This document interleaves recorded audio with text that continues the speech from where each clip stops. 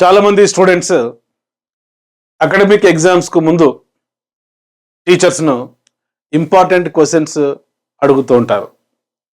కానీ పోటీ పరీక్షల్లో సిలబస్లో ఉన్న ప్రతి యూనిట్, ప్రతి లెసన్, ప్రతి టాపిక్, ప్రతి కాన్సెప్ట్ ఇంపార్టెంటే. అయితే ప్రతి పోటీ పరీక్షల్లో టెట్, సీటెట్, డిఎస్సి, టిఆర్టీ, గురుకుల ఎగ్జామ్స్, డిప్యూటీఓ, హెచ్డబ్ల్యూఓ, ఎడ్యుకేషన్ రిలేటెడ్ ప్రతి పోటీ పరీక్షల్లో తప్పనిసరిగా ఒక ప్రశ్న ఉండే కాన్సెప్ట్ ఇన్క్లూజివ్ ఎడ్యుకేషన్. సహిత విద్య, సమ్మిళిత విద్య, సమ్మిశ్రణ విద్య, ఈ విధంగా వివిధ పేర్లు ఉన్నాయి.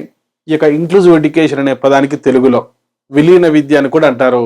ఈ యొక్క ఇన్క్లూజివ్ ఎడ్యుకేషన్ను education for all children together. ఒక మాటలో చెప్పాలంటే పిల్లలందరికీ ఒకే చోట విద్య. మన ప్రాచీన భారతదేశంలో వేదిక్ ఎడ్యుకేషన్ సిస్టంలో ఇన్క్లూజివ్ ఎడ్యుకేషన్ ఉండేది కాదు. ఎక్స్క్లూజివ్ ఎడ్యుకేషన్, వర్ణ వ్యవస్థ ఆధారంగా బ్రాహ్మణులకు ఒక కరికులం, క్షత్రియులకు ఒక కరికులం, వైశ్యులకు ఒక కరికులం, శూద్రులకు ఒక కరికులం, ఆయా సామాజిక వర్గాన్ని బట్టి విద్యా ప్రణాళికలు, విద్యా విధానాలు ఉండేవి ఆ రోజుల్లో. ఆ రోజుల్లో ఎడ్యుకేషన్ అనేది exclusive education is meant for few classes. స్వాతంత్రానంతరం కూడా చాలా సంవత్సరాల వరకు యొక్క డిజబిలిటీ ఇంపైర్డ్ పర్సన్స్ను సాధారణ విద్యార్థులతో పాటు చదువుకోకుండా ప్రత్యేక పాఠశాలల్లో, ప్రత్యేక తరగతి గదుల్లో, ప్రత్యేక విద్యా ప్రణాళికతో, ప్రత్యేక బోధనా పద్ధతులతో, ప్రత్యేక శిక్షణ పొందిన ఉపాధ్యాయులతో కేవలం హెల్త్ను దృష్టిలో పెట్టుకొని బోధించే విద్యను ప్రత్యేక విద్య, స్పెషల్ ఎడ్యుకేషన్ అని పిలిచేవారు. సో యొక్క స్పెషల్ ఎడ్యుకేషన్కు పూర్తిగా వ్యతిరేకమైనదే ఇన్క్లూజివ్ ఎడ్యుకేషన్. 1944లో సార్జెంట్ రిపోర్ట్ ప్రత్యేక విద్య, స్పెషల్ ఎడ్యుకేషన్ ఏర్పాటు చేసుకోవాలి భారతదేశంలో అని సూచించారు. అయితే కొద్దివరకు ఇది రాజ్యాంగ సూత్రాలకు వ్యతిరేకమైనది ప్రత్యేక విద్య, స్పెషల్ ఎడ్యుకేషన్. భారత రాజ్యాంగంలోని ఆర్టికల్ 14 ప్రకారం చట్టం ముందు అందరూ సమానులే. చట్టం ముందు అందరూ సమానులు అయినప్పుడు తరగతి గదిలో, తమ సమీప పాఠశాలల్లో ప్రతి విద్యార్థికి మిగతా వారితో పాటు చదువుకునే అవకాశం ఉండాలనేటువంటి మోటోతో ఇన్క్లూజివ్ ఎడ్యుకేషన్ అనే భావన విద్యా వ్యవస్థలో వచ్చింది. 1974లో కేంద్ర ప్రభుత్వం ఒక పథకాన్ని ప్రవేశపెట్టింది. IEDC, integrated education for disable children. Integrated education వేరే, ఇన్క్లూజివ్ ఎడ్యుకేషన్ వేరే. ఇంటిగ్రేటెడ్ ఎడ్యుకేషన్ను సమైక్య విద్య అంటాం, ఇన్క్లూజివ్ ఎడ్యుకేషన్ను సమ్మిళిత విద్య అంటాం. ఈ రెండింటి మధ్యలో ఏంటి డిఫరెన్స్? సమైక్య విద్య అంటే ఒక మోస్తారు లోపం గల విద్యార్థులను సాధారణ విద్యార్థులతో పాటు కలిపి బోధించు విద్యను సమైక్య విద్య అంటాం. కొన్ని సెలెక్టెడ్ స్కూల్స్లో, ఉదాహరణకు మెంటల్లీ రిటార్డెడ్ తీసుకుంటే దీనిలో 4 కేటగిరీలు ఉంటాయి: మైల్డ్, మోడరేట్, సివియర్, ప్రొఫౌండ్. ఈ యొక్క మైల్డ్, మోడరేట్ కేటగిరీ వాళ్ళను మాత్రమే కొన్ని సెలెక్టెడ్ స్కూల్స్లో ఉంచి ఆ సెలెక్టెడ్ స్కూల్స్ను ఇంటిగ్రేటెడ్ స్కూల్స్, సమైక్య పాఠశాలలుగా పిలిచి బోధించేవారు. అయితే ఈ సివియర్, ప్రొఫౌండ్ కేసెస్ ఉంటాయి కదా, తీవ్ర, అతి తీవ్ర బుద్ధిమాంద్యులను సాధారణ విద్యార్థుల నుంచి వేరుపరిచి బోధించే విద్యను ప్రత్యేక విద్య, స్పెషల్ ఎడ్యుకేషన్ అంటాం.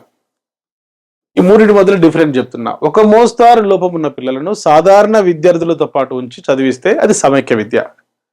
మరి తీవ్ర, అతి తీవ్ర లోపాలున్న విద్యార్థులను సాధారణ విద్యార్థుల నుంచి వేరుపరిచి బోధిస్తే ప్రత్యేక విద్య. తీవ్ర లోపాలు, అతి తీవ్ర లోపాలు, మైల్డ్, మోడరేట్ అని తేడా లేకుండా ఇంపైర్డ్ చిల్డ్రన్ను, డిజేబుల్ చిల్డ్రన్ను, విద్యార్థులందరినీ ఒకే చోట ఉంచి పిల్లలందరికీ ఒకే చోట విద్య అందిస్తే అది ఇన్క్లూజివ్ ఎడ్యుకేషన్. ఇది భారత రాజ్యాంగ స్ఫూర్తికి అనుగుణంగా ఉండేటువంటి విద్య. కనుక ఈ మూడింటిని మల్టిపుల్ చాయిస్లో ఉంచి అడిగినప్పుడు మీరు ఆ డిఫరెన్స్ గమనించాలి. ఉదాహరణకు విజువల్లీ ఇంపైర్డ్, అంధులు ఉన్నారు. పార్షియల్లీ బ్లైండ్, పాక్షికంగా అంధత్వం ఉన్న వారిని మాత్రమే సాధారణ తరగతుల్లో ఉంచి పాఠం చెప్తే అది సమైక్య విద్య, ఇంటిగ్రేటెడ్ ఎడ్యుకేషన్. పూర్తిగా అందులో కేవలం బ్రెయిలీ స్క్రిప్ట్ ద్వారా మాత్రమే నేర్చుకునే వారిని సాధారణ విద్యార్థుల నుంచి వేరుపరిచి బోధిస్తే అది ప్రత్యేక విద్య, స్పెషల్ ఎడ్యుకేషన్. సో అంధత్వం గలవారిని, బధిరత్వం గలవారిని, డెఫ్ అండ్ డమ్ స్టూడెంట్స్ను తీవ్ర అతి తీవ్ర లోపాలని కాకుండా, ఇంపైర్మెంట్ అని కాకుండా, డిజేబుల్ అని కాకుండా ప్రతి విద్యార్థి కూడా ప్రత్యేకమైన వాడే. సో ఉదాహరణకు ఈ ఫింగర్స్ను విద్యార్థులు అనుకోండి, ఇవన్నీ సమానం కావు. ఇవి సమానం కాకపోయినప్పటికీ వీటన్నింటినీ కలిపి ఉంచి ఈ 5 మంది విద్యార్థులను ఒకే తరగతిలో కలిపి ఉంచి బోధిస్తే అది ఇన్క్లూజివ్ ఎడ్యుకేషన్. దీంట్లో ఒక మోస్తారు లోపం ఉన్న వారిని మాత్రమే సాధారణ విద్యార్థులతో కలిపి బోధిస్తే అది సమైక్య విద్య. డిజేబుల్ చిల్డ్రన్ను, ఇంపైర్డ్ చిల్డ్రన్ను, లోపము వైకల్యత కలిగిన శిశువులను సాధారణ విద్యార్థుల నుంచి వేరుపరిచి బోధిస్తే అది ప్రత్యేక విద్య. సో ఇన్క్లూజివ్ ఎడ్యుకేషన్ సమ్మిళిత విద్య, సహిత విద్య లేక విలీన విద్య పైన తప్పనిసరిగా కాన్సెప్ట్ పైన బిట్స్ అడుగుతున్నారు కాబట్టి ఇవి నేర్చుకోండి. Inclusive education means educating all children together in regular schools irrespective of disability, gender, language or social background. చాలా ఇంపార్టెంట్. సీటెట్లో చాలాసార్లు ఈ యొక్క ప్రశ్న అడగడం జరిగింది. సమ్మిళిత విద్య అంటే పిల్లలందరినీ వారి వైకల్యము, లైంగిక వర్గము, భాష లేదా సామాజిక నేపథ్యంతో సంబంధం లేకుండా సాధారణ పాఠశాలల్లో కలిపి విద్యను అభ్యసించడం. చూడండి, ఇందులో మెంటల్లీ రిటార్డెడ్ స్టూడెంట్స్ ఉంటారు, అంధత్వం కలిగిన వారు ఉంటారు, మూగా చెవిటి పిల్లలు ఉంటారు, మరి శారీరకంగా వైకల్యం కలిగిన వారు ఉంటారు, గిఫ్టెడ్ స్టూడెంట్స్ ఉంటారు, స్లో లెర్నర్స్ ఉంటారు, అండర్ అచీవర్స్ ఉంటారు, అదేవిధంగా యావరేజ్ ఐక్యూ ఉన్నవారు కూడా ఉంటారు. వీరందరినీ కలిపి చూడండి, ఇక్కడ inclusive education means educating all children together in regular schools irrespective of disability, gender, language or social background is call inclusive education, సమ్మిళిత విద్య. సో ఇక సమ్మిళిత విద్య యొక్క ముఖ్య ఉద్దేశం ఏంటంటే ఈక్వాలిటీ, సమానత్వం అందించడం, యాక్సెసిబిలిటీ, విద్య అందరికీ అందుబాటులో ఉంచడం, విద్యలో పార్టిసిపేషన్, అందరికీ భాగస్వామ్యం కల్పించడం, మరి అనువంశికత వల్ల, పరిసరాల వల్ల వచ్చేటువంటి విద్యార్థుల్లో ఉండేటువంటి అకాడమిక్ డైవర్సిటీ కావచ్చు, ఫిజికల్ డైవర్సిటీ కావచ్చు, ఈ యొక్క వైవిధ్యాన్ని గౌరవించడం, చైల్డ్ సెంటర్డ్ ఎడ్యుకేషన్, తరగతి గదిలో ప్రతి పిల్లవాడు ప్రత్యేక అవసరాలు గల పిల్లవాడిగా భావిస్తూ పాఠం చెప్పడం.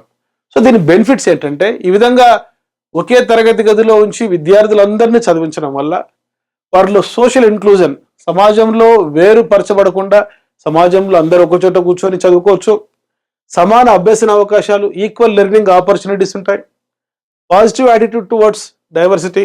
గతంలో ఈ యొక్క మెంటల్లీ రిటార్డెడ్ బుద్ధిమాంద్యులు, విజువల్లీ ఇంపైర్డ్ అంధులు, హియరింగ్ ఇంపైర్డ్ బధిరులను మనం చూసినప్పుడు వారు శాపానికి గురైన వారు, వారు శిక్షకు గురైన వారుగా భావిస్తూ ఒక నెగిటివ్ యాటిట్యూడ్ ఉండేది గతంలో. కానీ ఎడ్యుకేషనల్ సైకాలజీ డెవలప్ అయిన తర్వాత, ఇంక్లూజివ్ ఎడ్యుకేషన్ అనే కాన్సెప్ట్ వచ్చిన తర్వాత వారి పట్ల, ఈ యొక్క వైకల్యత లోపం గల వారి పట్ల, డిజేబుల్ ఇంపైర్మెంట్ ఉన్న వారి పట్ల ఒక పాజిటివ్ యాటిట్యూడ్ ఉపాధ్యాయుల్లో, తల్లిదండ్రుల్లో, సమాజంలో ఏర్పరచడం జరిగింది ఇంక్లూజివ్ ఎడ్యుకేషన్ వల్ల.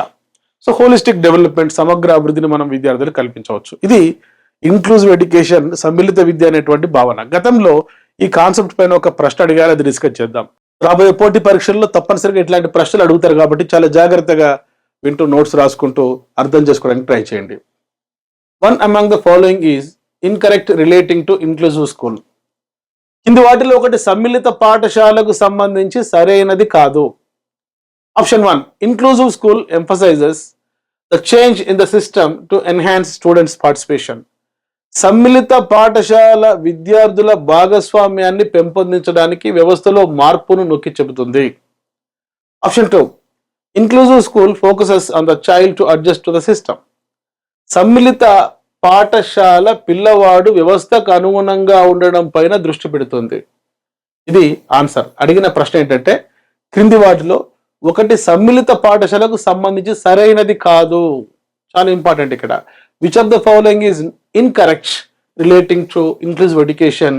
Inclusive school focuses on the child to adjust to the system. సమ్మిళిత పాఠశాల పిల్లవాడు వ్యవస్థకు అనుగుణంగా ఉండడంపై దృష్టి పెడుతుందనే ఆప్షన్ అనేది ఇక్కడ కరెక్ట్ ఆప్షన్ గా తీసుకోవాలి. మిగతా 3 కూడా సమ్మిళిత పాఠశాలకు సంబంధించిన లక్షణాలు, ఇంక్లూజివ్ ఎడ్యుకేషన్ కు సంబంధించిన లక్షణాలు. థర్డ్ ఆప్షన్ చూడండి, Inclusive school provides learning opportunities for children according to their needs. సమ్మిళిత పాఠశాల పిల్లల వారి అవసరాలకు అనుగుణంగా అభ్యసన అవకాశాలను కల్పిస్తుంది. Fourth option, inclusive school includes all children irrespective of the abilities and learning needs. ఇప్పుడు మనం చెప్పుకున్నాం, సమ్మిళిత పాఠశాల సామర్థ్యాలు మరియు అభ్యసన అవసరాలతో సంబంధం లేకుండా పిల్లలందరితో కూడుకొని ఉంటుంది. అయితే రెండో ఆప్షన్ గమనిస్తే, సమ్మిళిత పాఠశాల పిల్లవాడు వ్యవస్థకు అనుగుణంగా ఉండడంపై దృష్టి పెడుతుంది.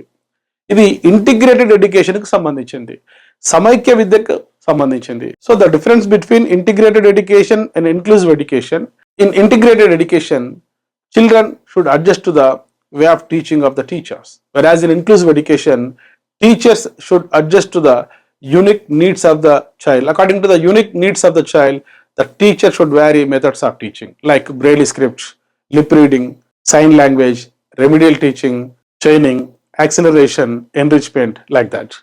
So ఇటువంటి ప్రశ్నలు కాన్సెప్ట్ బేస్డ్తో కూడుకున్నటువంటి ప్రశ్నలు ఎడ్యుకేషనల్ సైకాలజీ బట్టి పద్ధతిలో అవగాహన లేకుండా పీడిఎఫ్ లేదా టెక్స్ట్ బుక్ దగ్గర పెట్టుకొని లైన్ టు లైన్ బట్టి పద్ధతిలో నేర్చుకుంటే ఇటువంటి ప్రశ్నలకు ఆన్సర్ చేయలేం.